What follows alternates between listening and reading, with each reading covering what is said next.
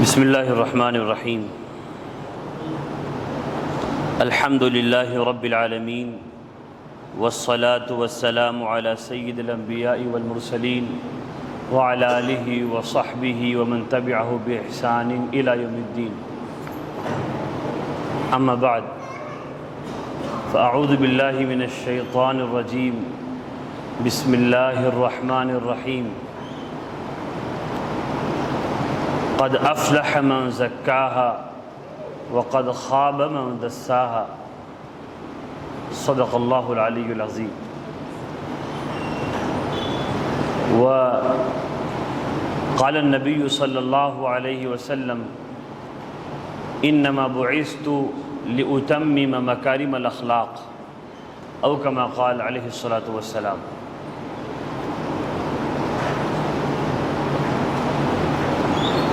گفتگو اس موضوع پر چل رہی تھی کہ جب اللہ اس کے رسول پر ایمان لے آنے والے ایک مسلمان شخص کو شریعت کے حکم کا پتہ چل جائے، علم ہو جائے کسی عمل کے بارے میں، یہ شریعت کا حکم اس بارے میں یہ ہے، اس کے باوجود وہ شریعت کے حکم پر عمل نہ کرے، تو شریعت پر عمل نہ کرنے کی بظاہر دو وجہ ہوتی ہیں۔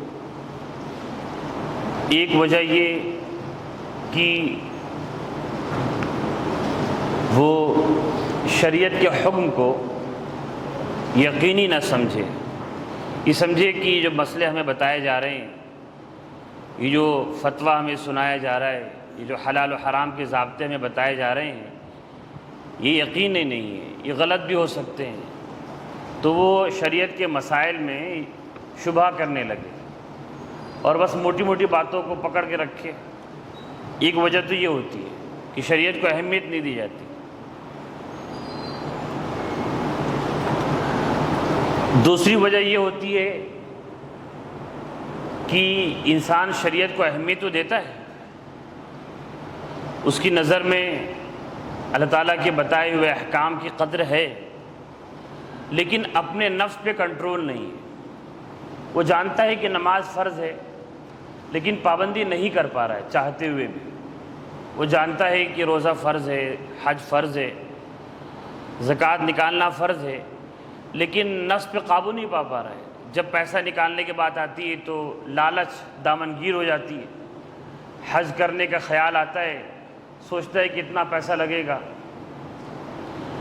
ماں باپ کی فرما برداری اور ان کی بات ماننا، ان کی عزت و احترام کرنا فرض ہے، یہ جانتا ہے، لیکن کبھی کسی مفاد یا کسی کے بہکاوے میں آ کر کے وہ نافرمانی کر جاتا ہے، غصے میں آ کر کے ان کے ساتھ بدتمیزی کر جاتا ہے۔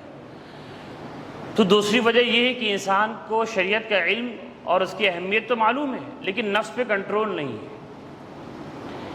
میں نے عرض کیا تھا کہ جو پہلا والا جو مرض ہے، شریعت کی اہمیت کا نہ ہونا، یہ اس زمانے میں بہت زیادہ ہے، لیکن یہ جو دوسرا مرض ہے یہ ہر زمانے میں رہا ہے، شروع کے 3 زمانوں کے بعد۔ نفس بے قابو ہے۔ اکثر و بیشتر جو گناہ صادر ہوتے ہیں مسلمانوں سے وہ اسی قبیل کے ہیں کہ جانتے ہیں کہ گناہ ہے لیکن بچ نہیں پا رہے ہیں۔ شیطان نے دل میں جو داعیہ پیدا کیا، گناہ کا جو ارادہ پیدا ہوا، اس ارادے کے سامنے گناہ سے بچنے کا جو خیال ہے وہ کمزور پڑ گیا۔ معلوم ہے کہ نماز فرض ہے، لیکن نماز کی اہمیت اور اس کو پڑھنے کے بعد جو ثواب ملنا ہے، اس ثواب کا استحضار، اور چھوڑنے پر جو گناہ ہونا ہے اس گناہ اور عذاب کا استحضار کم ہے، اور نماز اور جماعت چھوڑ کر جو آرام ملنا ہے وہ زیادہ ذہن میں مستحضر ہے، تازہ ہے۔ تو نفس پہ کنٹرول نہ ہونے کی وجہ سے ایسا ہوتا ہے۔ نفس کی بہت ساری بیماریاں ہیں۔ نفس یعنی دل، آپ اس کو یہ کہہ لیں، بلکہ دل بھی میں نہ کہوں، یہ کہوں کہ انسان کی اپنی پوری ذات، جس کا اپنا وجود ہے، اس پہ کنٹرول نہیں ہے، اور اپنا وجود پہ جو کنٹرول ہے وہ دل سے جڑا ہوا ہے، اس لیے دل اس کی بنیاد ہے۔ مثال کے طور پر انسان کو پتہ ہے کہ نگاہوں کی حفاظت فرض ہے، قل للمؤمنین یغضوا من ابصارہم، اللہ کا حکم ہے کہ غیر محرم کے سامنے نگاہیں نیچی رکھنی، نگاہ نہیں ڈالنی۔ پھر بھی جب ایسا کوئی موقع آتا ہے تو نگاہ کی حفاظت نہیں کر پاتا، معلوم ہے کہ گناہ ہے، نہیں کر پا رہا ہے، ملوث ہے اس میں، اور اس گناہ پر، اس گناہ کے سرزد ہونے پر جو عذاب ملنا ہے اس کا خیال اسے نہیں آ رہا ہے، وہ کیے جا رہا ہے۔ تو گناہ تو وہ آنکھوں سے کر رہا ہے، لیکن آپ بتائیے آنکھیں کس کے تابع ہیں؟ وہ دل اور کے تابع ہیں، خواہش کے تابع۔ ہاتھ سے بھی کوئی گناہ کیا، چوری کیا، زبان سے کسی کو گالی دیا، یہ سارے جو اعضاء ہیں ہمارے جسم سے جڑے ہوئے، آنکھ ہو یا کان ہو، غیبت سننا کان سے، اور زبان سے گناہ کرنا، یہ جو سارے اعضاء ہیں ہمارے جسم میں دل کے تابع ہیں۔ اس لیے فرمایا گیا کہ جو دل ہے وہ جسم کا سب سے اہم ترین حصہ ہے۔ جب حدیث شریف میں آتا ہے اذا صلحت، جب اگر وہ صحیح ہو گیا تو سارے اعضاء بھی پھر گناہ نہیں کرتے۔ اگر دل گناہ سے پاک ہو گیا، نیک بن گیا، تو اعضاء بھی نیک ہو جاتے ہیں، اور دل اگر خراب ہو گیا تو پھر اعضاء بھی خراب ہو جاتے ہیں، گناہ کرتے ہیں۔ اس لیے دل کی برائیوں کو نفس کی برائیاں کہتے ہیں۔ نفس کا علاج کیسے کرنا ہے؟ اللہ جل شانہ نے سورہ والشمس نازل فرمائی، والشمس وضحاها والقمر اذا تلاها والنهار اذا جلاها والليل اذا يغشاها والسماء وما بناها والارض وما طحاها ونفس وما سواها فالهمها فجورها وتقواها۔ یہ اللہ نے اتنی لمبی قسمیں کھائی ہیں اور اتنی ساری چیزوں کی قسم کھائی کہ سورج کی اور اس کے تیز روشنی کی قسم جب وہ چڑھتا ہے، اور چاند کی قسم جب وہ مکمل ہوتا ہے، اور رات اور دن کی قسم، اور زمین اور آسمان کی قسم، اور آخر میں فرمائے اور نفس کی قسم، اور جس نے نفس کو بنایا اس کی قسم، یعنی خود اپنی ذات کی قسم، اور اس ذات کی قسم جس نے نفس کے اندر برائی کا مادہ بھی رکھا اور خیر کا مادہ بھی رکھا۔ فجورہا پہلے بولا، وتقواہا بعد میں، برائی کا مادہ بھی رکھا اور خیر کا مادہ بھی رکھا۔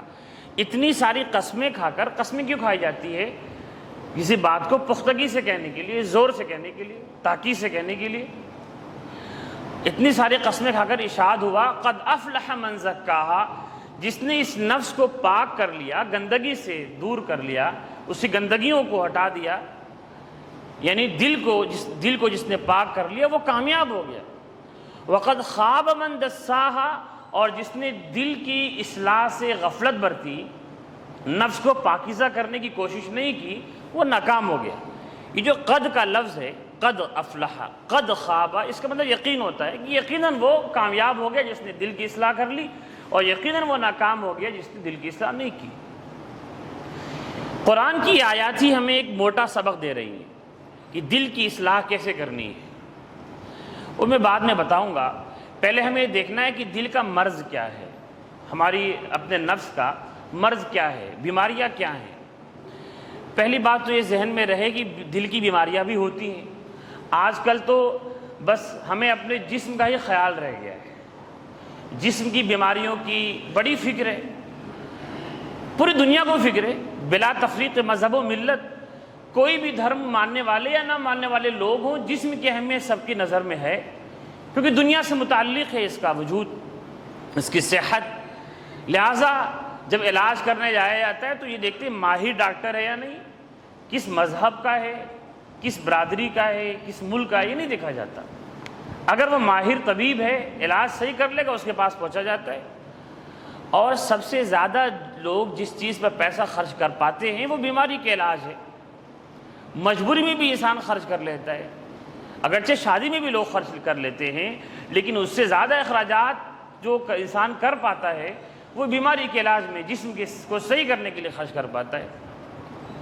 لہذا بہت سے علاج کے جو خرچے ہیں وہ تو رسمہ رسمی میں نکل جاتے ہیں۔ مثال کے طور پر ایک آدمی بہت بوڑھا ہو گیا، گھر میں بہت بوڑھا ہو گیا، چارپائی پر ہے، اب اس کے گھر والے آخر میں انہیں پتہ ہے کہ اب یہ بچیں گے نہیں، بھئی انسان کو اندازہ لگ ہی جاتا ہے، کتابوں میں لکھا بھی ہوا ہے کہ یہ چیزیں علامت ہے کہ اب موت قریب ہے، اب جاکنی کے عالم ہے، لیکن اس ٹائم لوگ پھر بھاگتے ہیں لے کر کے، اس کو کہا جاتا ہے بھاگے لوگ لے کر کے، تاکہ سماج میں یہ مشہور ہو بھائی کہ بچوں نے یا بھائیوں نے گھر کے لوگوں نے ان کا خیال رکھا.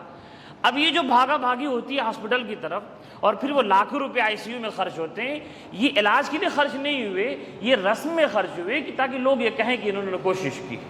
اگرچہ وہ آدمی جو بستر پہ پڑا ہوا ہے اس کی یہ خواہش ہے, وہ یہ ہاتھ جوڑ کے کبھی کبھی کہتا بھی ہے کہ بھائی مجھے ہاسپٹل کی موت نہیں چاہیے, مجھے گھر پہ رکھو. لیکن لوگ اس کے بارے میں نہ سوچ کر اپنے سماج میں رسوخ بنا رہے, لوگ ہمارے برائی نہ کریں لے کے بھاگتے ہیں. تو علاج میں ایسے بھی خرچ ہو جاتا ہے, اس کی بڑی فکر ہے. لہٰذا بڑی بڑی مشینیں ایجاد ہوتی ہیں. کہتے ہیں کہ 100 کروڑ کی مشینیں ہیں جہاں پر جسم کی بیماریوں کو, جس مشینوں سے جسم کی بیماریوں کو کی تشخیص کی جاتی ہے کہ بھئی یہ جو وائرس پھیلا ہے یہ کس وجہ سے پھیلا. اس وائرس کو پہچاننے کے لیے, اس بیماری کی تشخیص کے لیے کہ وہ ہے کیا, اس کی علاج تاکہ دوا اس کی بنائی جائے, 100 کروڑ اور اربوں روپے کی مشینیں ہوتی ہیں, بلکہ اس سے بھی زیادہ. کیوں؟ کیونکہ جسم کا علاج کرنا ہے. غریب سے غریب آدمی ہو لیکن لاکھوں کا علاج کرا پاتا ہے کہ جسم کا معاملہ اگرچہ وہ بوڑھا ہی آدمی کیوں نہ ہو. لیکن دل کی بیماریوں کے بارے میں لوگوں کو خبر ہی نہیں پہلے کہ دل کی بیماری بھی کوئی بیماری ہوتی ہے. چیک اپ تو دور کی بات ہے, اس کا محاسبہ, اس کا جائزہ لینا دور کی بات ہے. آج کل جسم کی بیماریوں کے تعلق سے ہر گورنمنٹ, ہر سرکار بڑی حساس واقع ہوئی ہے. لہٰذا صحت اور صحت کے انتظامات, ہاسپٹل کے انتظامات, یہ ہر حکومت بنانے کی خواہش رکھنے والی پارٹی کے پورٹ فولیو میں, ان کے وعدوں میں سرفہرست ہوتی ہے چیز, خواہ وہ عمل کریں نہ کریں, کیونکہ یہ سب کے نزدیک مطلوب ہے. سب کو سب کی ڈیمانڈ ہے کہ بھائی صحت کا خیال رکھا جائے. لہٰذا ڈاکٹر بھی پہلے چیک اپ کراتے ہیں. نبض کا علاج ختم ہو گیا کہ چیک اپ کراؤ تاکہ یہ جو چیز آئے گی ایک تو یقین ہے, اور چیک اپ میں ایک بات یہ ہے کہ ہمارے کوئی الزام نہیں کہ تمہارے جو تم کو میں نے جو دوا دی تھی وہ تمہارے خون سے یہ چیز رپورٹ سامنے آئی تھی, ہم نے دوا اس پر دی تو ہم تو بری. اس چیک اپ پہ بہت سے خرچے ہوتے ہیں. اتنا سارا ایک پوری سب سے بڑی انڈسٹری چل رہی ہے دنیا میں اس. لیکن دل کا جو معاملہ ہے وہ لوگوں کی نظر سے بالکل چھپا ہوا ہے, کوئی اہمیت نہیں. دل کی بیماریاں, حالانکہ اگر دیکھا جائے دنیا میں جتنے نقصانات, مذہب و ملت کو چھوڑ کر, مذہب اسلام کو چھوڑ کر کے اس کی باتیں چھوڑیں, دنیا میں جس قسم کی بھی تباہیاں آ رہی ہیں, خواہ وہ کہیں کہیں بیماریوں کی شکل میں ہی نظر آئیں, کبھی وہ قتال اور جنگ کی شکل میں نظر آئیں, کہیں بھوکمری کی شکل میں نظر آئیں, کہیں مہنگائی کی شکل میں نظر آئیں. یہ جو بڑی بڑی بیماریاں ہیں جس سے پوری انسانیت لڑ رہی ہے, وہ دراصل دل کی بیماریوں کی وجہ سے. مثال کے طور پر کسی آدمی کو یہ شوق ہے کہ میں بادشاہ ایسا بنوں کہ میرا مخالف کوئی نہ ہو, وہ تاناشاہ بننا چاہتا ہے. لہٰذا ہر ایسی حکومت کی آواز کو بند کرنا چاہتا ہے جو اس کے خلاف آواز اٹھا سکتی ہے, تو حکومت پہ حملے کرواتا ہے ملک پہ. اب ایک آدمی کی دل میں یہ خرابی ہے تو اس نے لاکھوں کروڑوں لوگوں کو متاثر کر دیا, مثال کے طور پر. خیر, اللہ فرماتے ہیں کہ ایسا مسلمان ناکام ہے جس نے نفس کی اصلاح نہیں کی. دل کی بیماریاں کیا ہوتی ہیں؟ ایک بہت بڑی بیماری ہے سب سے پہلے خود پسندی کی, عجب کی. فرمایا نبی پاک صلی اللہ علیہ وسلم نے, اذا رأيت شحا مطاعا وهوى متبعا واعجاب كل ذي رأي برأيه فعليك نفسك. ہر ایک مسلمان سے کہا, ہر ایک پڑھے لکھے آدمی سے کہا حضور نے, ہر دین کی خدمت کرنے والے ایک شخص سے حضور نے کہا کہ جب تم دیکھو کہ لالچ ایسی قوم میں پھیل گئی ہے کہ لوگ لالچ کا ہی خیال کر رہے ہیں, کسی کی سن نہیں رہے. جب تم دیکھو کہ لوگ خواہشات کی پیروی کر رہے ہیں, صرف اپنی مان رہے ہیں, اور ہر رائے والا آدمی اپنی رائے مان رہا ہے, ماہرین سے نہیں پوچھ رہا ہے, مسائل دریافت نہیں کر رہا ماہرین مسائل سے, اپنی ذاتی رائے کو ترجیح دے رہا ہے. فعلیک نفسک, تو پھر سب کو چھوڑ کر اپنے بارے میں تنہا ہو جاؤ, الگ ہو جاؤ سماج سے. اب قوم کی اصلاح نہیں ہوگی, تمہاری کوششیں اب بیکار جائیں گی. یہ حضور نے فرمایا, اور دوسری روایت میں فرمایا, صحیح روایت ہے, صحیح حدیث ہے کہ ثلاث مہلکات, یہ تین چیزیں قوم کو ہلاک کر دینے والی چیزیں ہیں. جب قوم میں یہ تین یعنی اس طرح کا بخل پھیل جائے کہ لوگ بھوکے مریں اور انسان کچھ لوگ بڑے امیر ہوں اور ہر آدمی اپنی رائے پہ چلنے والا ہو اور نفس کی پیروی کرنے والا، جب یہ تین بیماریاں اگر پھیل جائیں تو پھر یہ چیزیں قوم کو ہلاک کرنے والی ہیں. تو پھر اپنے بارے میں سوچو، لوگوں کے بارے میں مت سوچو. یعنی زمانہ بہت خراب ہو گیا. لہٰذا بڑی بیماری ہے عجب، خود پسندی. لہٰذا ہم میں سے ہر شخص اس بیماری میں مبتلا ہوگا. اپنے عیب نظر نہیں آتے، خود کو بہتر سمجھ رہے ہیں. خود کو بہتر سمجھنا، دوسروں سے برتر سمجھنا کہ ہم تو اچھے ہیں، اپنے عیب پہ نظر نہیں. لہذا اب ایک بیماری ہے، وہ کن کی شکلوں میں ظاہر ہوتی ہے. خود پسندی کی وجہ سے انسان اپنی ذات کی اصلاح نہیں کرتا، سوچتا ہے کہ میں تو اچھا ہوں. جب کہیں سے اچھی بات سنتا ہے تو دوسروں پر فٹ کرتا ہے. ہم کوئی اگر قرآن و حدیث کا کوئی حکم سنیں، یہ گناہ ہے، یہ فرض ہے، تو دوسروں کے بارے میں سوچیں گے کہ یہ بھائی یہ ان میں کمی ہے، لہذا بہت برا آدمی ہے اور میں ٹھیک آدمی ہوں. بات بات پہ جو نفس ہے، ہمارا جو من ہے، پاپی من، وہ اپنے کو برتر ثابت کرے گا، میں تو بہتر ہوں. اور یہ جب خود پسندی پیدا ہوتی ہے تو وہ کئی برائیاں اور پیدا کرتی ہے. جیسے شوگر ایک مرض ہے خون کا. اب وہ پیدا ہوا شوگر خون میں جب پیدا ہو گیا، یعنی اپنے حد سے آگے بڑھے، بیماری بن گیا، تو پھر کئی بیماریاں جنم دیتا ہے، کئی بیماریوں کو پیدا کرتا ہے. جب خود پسندی آ گئی، اپنی اصلاح کی فکر ختم. جب انسان خود کو بیمار سمجھے گا ہی نہیں تو اس کا علاج کیا کرے گا؟ خود کو بیمار سمجھ ہی نہیں، خود کو اچھا سمجھ، سب کچھ ٹھیک ٹھاک چل رہا ہے، بول رہا ہے، تو اصلاح نہیں کرے گا. پھر ساری محنت دوسروں پہ خرچ کرے گا، پھر عیب تلاش کرے گا دوسروں کے. لہذا سماج میں کیا ہے؟ سماج اس مقام پہ کھڑا ہے کہ آدمی صرف مفاد پرست ہو گیا، اپنا فائدہ دیکھنے والا ہو گیا. اگر کوئی آدمی چھوٹی سی غلطی کر دے، کسی سے کچھ غلطی سرزد ہو جائے، تو لوگ دیکھتے ہیں کہ بھئی ہماری ٹیم کا آدمی کہ دوسری کی ٹیم کا آدمی، اس سے ہمارے گھر کا رشتہ ہے کہ رشتہ نہیں ہے، اس سے ہمارے جھگڑا ہے، کبھی کھیتوں کا ہے، جھگڑا نہیں ہے. پھر انسان اسٹینڈ لیتا ہے کہ یہ ہماری طرف کا ہے، اس کو کچھ نہیں بولنا ہے، جھگڑا ہوگا تو اس کے سائڈ لینا ہے.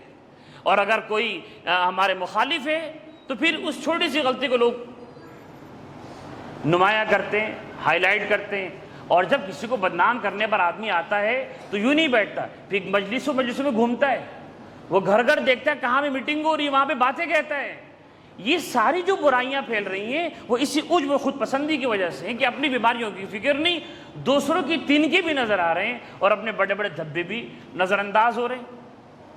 اس کا علاج ہو تو کیسے ہو کہ خود پسندی میں مبتلا ہیں بھائی. جب خود پسندی میں مبتلا ہوگے تو ڈاکٹر کے پاس جاؤ گے نہیں، اصلاح نہیں ہوگی. قرآن تو سنو گے نہیں، قرآن سمجھو گے نہیں، اصلاح کیسے ہوگی؟ اسی لیے حضور فرمایا تھا علیک نفسک، جب ایسا ہو جائے تو پھر اپنا خیال رکھو، اپنی اصلاح کر لو، بڑی بات ہے. حضور نے فرمایا تھا کہ الدین والنصیحہ، دین تو خیر خواہی کا نام ہے. یعنی مسلمان جو دین کو ماننے والا ہے، ہر مسلمان ایسا ہو کہ دوسرے کے بارے میں بھلا سوچنے والا ہو. کوئی مسلمان کسی کے بارے میں برا سوچ لے، یہ ہو نہیں سکتا. یہ اسلام کہتا ہے سوچ ہو نہیں سکتا. غصہ کر لے ذاتی بنیاد پہ، یہ ہو نہیں سکتا. الدین والنصیحہ، دین سرابہ خیر خواہی کا نام ہے. آج اگر مفاد پرستی ہمیں یہاں لے جاتی ہے کہ انسان کی بعض لوگ کسی کے گھر میں اگر موت ہو جائے، کسی کے گھر میں حادثہ ہو جائے تو خوش ہوتے ہیں کہ چلو بھائی اب کمزور ہوا، یہ بہت تنا پھر رہا تھا. کسی سے جھگڑا ہو جائے اور جھگڑا رائے کو، نظریے کو لے کر کے ہو جائے، ایک آدمی کی رائے کچھ ہے، دوسری کی رائے کچھ ہے، اب انسان چاہتا ہی نہیں کہ جب بحث ہو تو میں دب جاؤں. یہ خود پسندی اپنے اندر، انسان کے اندر بڑائی بھی پیدا کرتی ہے، تکبر. اور تکبر اور گھمنڈ یہ بہت بری صفت ہے. آپ جانتے ہیں کہ کائنات میں جو سب سے بڑا جرم، جو سب سے پہلا جرم جو شیطان نے کیا تھا، وہ خود پسندی، اپنے کو بہتر سمجھنے اور بڑا سمجھنے کی وجہ سے کیا تھا. اللہ تعالیٰ پہ اعتراض کیا کہ اے اللہ، آدم کو آپ نے مٹی سے بنایا، میں تو آگ سے بناؤں، میں تو پرانا ہوں، میں پڑھا لکھا ہوں، وغیرہ وغیرہ، کہا میں سجدہ نہیں کروں گا. اللہ تعالیٰ کی نافرمانی کر دیا، اور نافرمانی بھی اللہ کی کھلا کیا. خود اللہ سے کہہ دیا کہ نہیں کروں گا میں. وہ تکبر کی وجہ سے ابا واستکبر وکان من الکافرین، اللہ فرمائے کہ میرے حکم کو اس نے انکار کیا اور اس نے تکبر کیا، گھمنڈ کیا۔ جو گھمنڈ آتا ہے وہ کب آتا ہے؟ گھمنڈ پہلے ورحے میں نہیں آتا، پہلے انسان خود کو اچھا سمجھ رہا ہوتا ہے کہ میں عیب سے پاک ہوں۔ جب خود پسندی میں جب اس بیماری کا وہ علاج نہیں کرتا تو دھیرے دھیرے وہ پک کر کے پختہ ہو کر کے وہ گھمنڈ میں تبدیل ہو جاتی ہے۔ اور گھمنڈ کے بارے میں اللہ تعالیٰ فرماتے ہیں، حضور کی بات اللہ کی بات حضور کی زبان سے، حدیث قدسی ہے، اللہ فرماتے ہیں کہ العظمۃ والکبریاء ردائی فمن نازعنی فیہما قسمتہ ولا ابالی، کہ یہ جو بڑائی ہے، بڑا بننا، برتری، یہ میری چادر ہے۔ بڑا تو صرف اللہ ہی ہے، کائنات کی ہر چیز وہ اللہ کی وجہ سے بڑی ہے یا چھوٹی ہے، وہ کسی کا اپنا تو کچھ نہیں، تو بڑا تو صرف میں ہوں، میری چادر ہے۔ جو اس چادر کو کھینچتا ہے میں اس کو قسمتہ اسے توڑ دیتا ہوں، اور میں ولا ابالی، پرواہ نہیں کرتا، یعنی وہ ایسے عذاب کا شکار ہوتا ہے کہ پھر اسے کوئی اس کی نظیر نہیں ہوتی، اس کی تلافی نہیں ہو پاتی، ایسی سزا اسے ملتی ہے۔ تو اب انسان گھمنڈ میں مبتلا ہو گیا، اس کی وجہ سے تکبر پیدا ہو جاتا ہے۔ جب تکبر ہوتا ہے تو پھر انسان دوسرے کو نیچے دکھانا چاہتا ہے۔ بحث ہو گئی، بحث ہو رہی ہے، چھوٹی سی بات ہے، چھوٹی سی بات کے لیے بحث ہو رہی ہے۔ مثال کے طور پر پنکھے کو لے کے بحث ہوگی مسجد میں کہ میں کھڑا رہوں گا، یہ بھی اس کو دیکھنے کی ضرورت ہے اور ہماری ذمہ داری کہ اس کو بولیں۔ مثال کے طور پر پنکھا وہاں چل رہا ہے اور صف یہاں تک لگی ہے، ایک بڑا آدمی ہے، بڑا بوڑھا، خود کو بڑا سمجھنے والا، کوئی بھی بڑا، کسی کو بھی عمر کی بنیاد پر یا علم کی بنیاد پر، مرتبے و جاہ کی بنیاد پر کسی کو بھی بڑا بننے کا حق نہیں ہے۔ لوگ بڑا سمجھیں اچھی بات ہے، خود کو بڑا سمجھنے کا اس کو حق نہیں ہے، لہذا انتظار کرتا ہے کہ کوئی چھوٹا آدمی آگے کھڑا ہو جائے تاکہ میں وہاں پہ پنکھے پیچھے کھڑے ہو جاؤں۔ صف یہیں تک لگی ہے، مجھے یہاں کھڑا ہونا پہ پنکھے کے نیچے نہیں رہوں گا، تو کوئی دوسرا آدمی کمزور ہو یا چھوٹی عمر کا ہو جس کو ڈانٹا جا سکے، کھڑا ہو، میں وہاں کھڑا ہوں گا۔ یہ بہت بڑی بیماری ہے۔ نظر تو چھوٹی جگہ پر آئی پر یہ کہیں بڑی جگہ پہ نظر آ سکتی ہے، اگرچہ بھی بڑی جگہ ہے، کہ اسے معلوم ہے کہ صف میں جو جتنا قریب ہوگا اس کا ثواب کہیں زیادہ ہے۔ حضور فرماتے ہیں کہ اگر ثواب پتہ چل رہا ہے لوگوں کو تو جنگ لڑنے لگیں امام کے قریب کھڑے ہونے پر، کہ پہلی صف میں کھڑا ہوں گا، پہلی صف میں بھی جو امام کے قریب کھڑا ہوں گا۔ لیکن پنکھا اہم ہو جاتا ہے جب تھوڑی سی ہوا، تھوڑی 10 منٹ کے لیے، تو پھر یہ ہوتا ہے اتنا زیادہ تکبر دل میں جم گیا، اتنا تکبر جم گیا، اتنی بڑائی جم گئی کہ پنکھے کی ہوا کے لیے بھی دوسرے کو نیچا دکھانا ہے۔ چھوٹی سی بات کو لے کر بحث ہو گئی۔ اب یہ بحث، یہ جو آدمی رائے میں، بحث میں، ڈیبیٹ میں تھوڑا سا دب گیا، اب یہ چاہتا ہے کہ میں سامنے والے کو کیسے ذلیل کر دوں، کوئی موقع ڈھونڈتا ہے کہ میں ذلیل کر دوں۔ وہ اس دن جو ہار گیا تھا، 4 آدمی کے سامنے مجھے میری دلیل کو اس نے دبا دیا تھا، اب میں کہیں سے اس کو ذلیل کر دوں۔ اب بڑے سے بڑے موقع پر اس کو نقصان پہنچانا چاہتا ہے، یا تو اس کا کچھ کروا کے، کچھ بھی ہو سکتا ہے۔ تو یہ سب تکبر و خود پسندی کی وجہ سے اس کی اصلاح کہاں ہو رہی ہے؟ اس کی اصلاح کہاں ہو رہی ہے؟ نہیں ہو رہی۔ لوگ سمجھتے ہیں کہ نماز پڑھے خام ختم، حالانکہ معاملہ یہ ہے کہ یہ ایسی بیماریاں ہیں جن میں پہلا علاج پرہیز ہے، دوا دوسرا علاج ہے۔ یہ ایسی بعض بیماریاں ہوتی ہیں کہ چلو پرہیز مت کرو، دوا سے کام چلے گا، ڈاکٹر جانتا ہے کہ چلو بھائی کھا لو لیکن دوا ضرور کھانا۔ لیکن بہت سی بیماریاں وہ ہوتی ہیں جو بڑی بیماری ہیں، پرہیز زیادہ اہم ہے، دوا چاہے ناغا ہو جائے۔ یہ بیماریاں وہ ہیں کہ جن کو ختم کرنا زیادہ ضروری ہے، نیکی چاہے تھوڑی کم ہو جائے، نیکی چاہے تھوڑی کم، کیونکہ حضور نے فرمایا کہ موبقات ہیں، یہ ہلاک کرنے والی ہیں، یہ ایسا زہر ہے جو مار ڈالے گا۔ چاہے آپ اس سے پہلے مقوی چیز کھائے ہو، گوشت کھا کے آئے ہو، پیٹ بھر کے آئے ہو، پراٹھے لے کر کے آئے ہو، لیکن زہر کھا لو گے تو مرو گے۔ تمہارے جسم میں کتنا ہی اچھا خون بہتا ہو، بہت صحت مند ہو، زہر کھا لو گے تو مرے، کیونکہ زہر مہلک ہے۔ تو حضور نے بیماری کو مہلک فرمایا ہے کہ ساری طاقت ایک طرف، مہلک چیز کھا لو گے تو موت آ جائے گی تمہاری، یعنی ایمان کی موت آ جائے گی۔ اس لیے فرمایا دوسری روایت میں کہ لوگوں سے دشمنی یہ حالقۃ الدین ہے، وہ اسطورہ ہے جو دین کے بالوں کو مونڈ دیتا ہے، کہ صاف۔ ایک روایت میں آتا ہے کہ جیسے سوکھی گھاس میں آگ لگا دی جائے کیسے پکڑے گی، ایسی یہ جو برائیاں ہیں دوسروں کو دبانے کی، دوسروں سے جلنے کی، کہ اس کی خوشحالی ختم ہو جائے، یہ ایسی اپنی نیکیوں کو ایسی جلاتی ہے کما تاکل النار الحطب، جس سے آگ لکڑی کو جلاتی ہے، سوکھی گھاس کو جلاتی ہے۔ ان برائیوں کو ختم کرنے کی ضرورت ہے۔ برائیاں ختم کب ہوں گی؟ جب پہلا کام تو یہ کہ اس کو پہچانیے، اپنے بارے میں سوچیے کہ میں کس طرح کا گندا آدمی ہوں۔ ایک مرتبہ غالباً حضرت عائشہ رضی اللہ عنہ کا قصہ ہے یا کسی صحابی کا قصہ ہے. تو کسی نے دیکھا کہ نماز پڑھ رہی ہیں یا جو بھی تھا وہ نیک کام کر رہا ہے, کوئی صحابی ہے, حضرت عائشہ رضی اللہ عنہ میں ذہن سے نکل گیا. تو اب ان کو یہ لگا نماز پڑھنے والے کو کہ یہ تو مجھے دیکھ لیا نماز پڑھتے ہوئے, تعریف کرے گا کہ نفل نماز فرض بھی لوگ کہاں پڑھ رہے ہیں. ایک مثال میں دے رہا ہوں آج کے زمانے سے, وہ تو وہ زمانہ تھا. تو فوراً وہ سلام پھیر کے کہنے لگے جو عبادت کر رہے تھے کہ دیکھو تم دھوکے میں مت کھانا میری نماز سے. بہت سے لوگ سجدے کیے تھے, ان کا حال کیا, مثال دے کے سمجھایا کہ بہت سے لوگ سجدے کرتے تو ان کا حال کیا ہوا. اسے دھوکہ مت کھانا, میری تعریف مت کرنا. اس لیے حضور نے فرمایا کہ جب تمہارے منہ پر کوئی تعریف کرے اس کے منہ میں مٹی ڈال دو. فحصوا علی وجہ التراب. کیوں؟ بھائی اس آدمی کی غلطی جو بھی ہے وہ ہے, مٹی کو ڈالو گے. ایک صحابی باقاعدہ مٹی ڈالنے لگ گئے. مقصود یہ نہیں تھا, مقصود یہ ہے کہ تعریف سنو مت.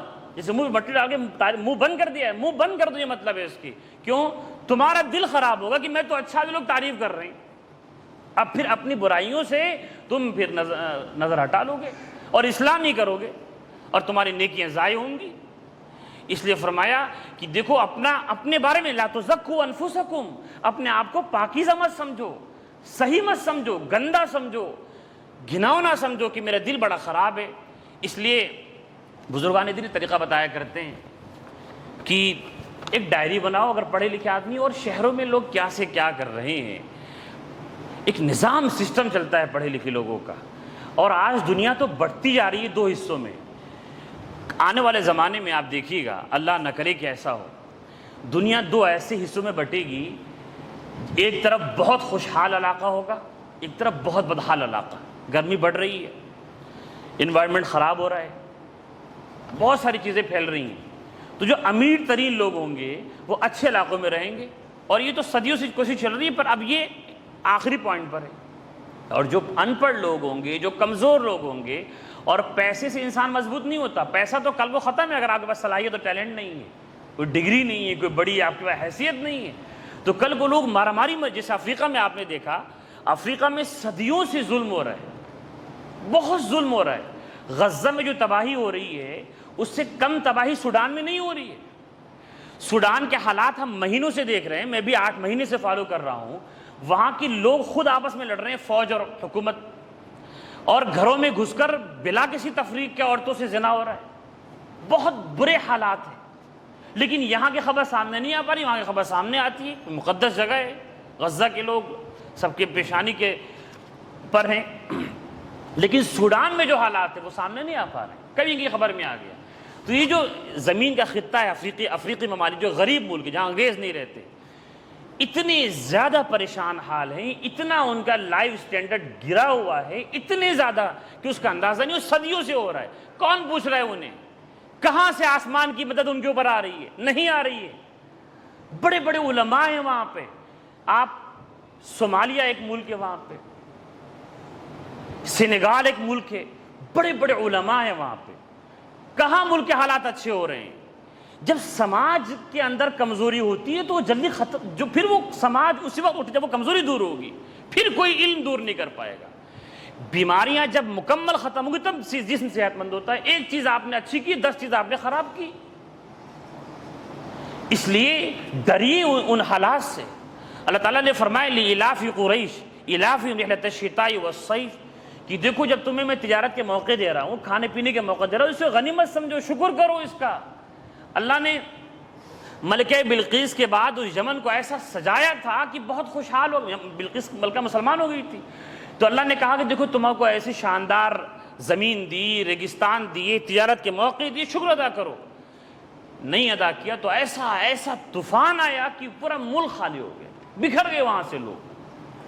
تو ڈرنا چاہیے ایسے عذاب سے کہ جو قوموں پر آ جاتا ہے, فرد پہ نہیں قوم پہ آتا ہے. تو میں جو کہہ رہا ہوں کہ نفس کی اصلاح, اس کا علاج کیا ہے, میں آخر میں بات کر کے ختم کروں گا. یہ سورت خود کہہ رہی ہے الشمس وضحاها والقمر, یہ جو چیزیں قسم کھائی جا رہی ہے, سورج اور چاند کی قسم, دن اور رات کی قسم, اور زمین و آسمان کی قسم. یہ 6 چیزیں ہیں, 3 جگہ بٹی ہوئی ہیں. ایک چیز بہت بڑی ہے, ایک چیز اس کے مقابلے میں اس کے اپوزٹ ہے. آسمان اور زمین بہت اونچی بہت نیچی, سورج بہت ٹھنڈا گرم, چاند ٹھنڈا, چاند کا اکثر و بیشتر اتنا ٹھنڈا ہے کہ آپ رہ نہیں سکتے.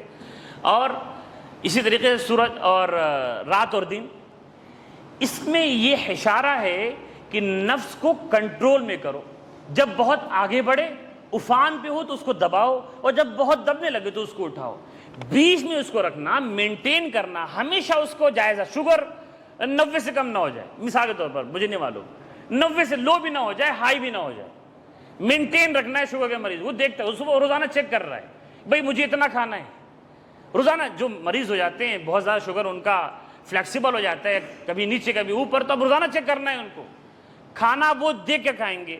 اب تو زمانہ اتنا ترقی کر گیا، اور لوگ اس چربی کو نکالنے کے لیے مجھے اتنی محنت کرنی ہے، ایک دم ڈیٹا محفوظ ہے۔